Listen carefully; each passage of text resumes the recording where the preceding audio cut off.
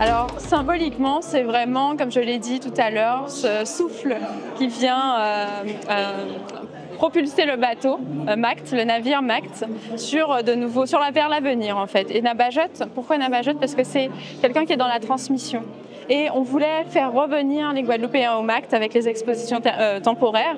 Et donc c'était l'occasion, avec un homme qui est profondément guadeloupéen, qui est attaché à sa terre, dont le cœur est vraiment connecté à la Guadeloupe et aux Guadeloupéens, et qui va, je pense, ramener ce public guadeloupéen que nous attendons impatiemment. Le Macht a un rôle de diffusion. C'est un centre d'expression finalement, c'est son intitulé. Donc nous devons vraiment accomplir cette mission de permettre aux artistes de s'exprimer, aux artistes caribéens, aux artistes guadeloupéens, exprimer vraiment leur regard sur l'histoire, exprimer leur regard sur la Guadeloupe d'aujourd'hui, sur la Caraïbe d'aujourd'hui, sur le monde d'aujourd'hui. Et c'est ça qu'on veut faire au Macht, c'est vraiment donner la parole aux artistes. Et je pense que ce soir, on est justement dans cette parole artistique, dans cette parole en camp.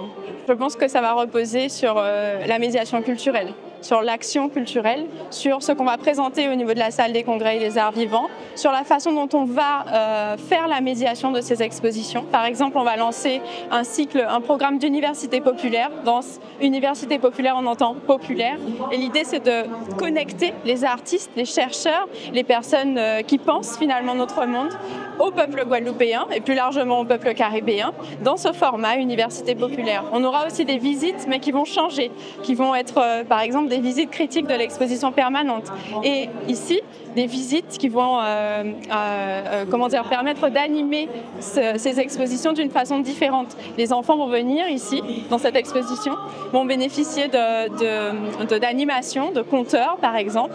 Et c'est une façon de finalement désanctuariser le musée, de montrer que le musée est accessible à tous et que tout le monde doit pouvoir venir au Macht.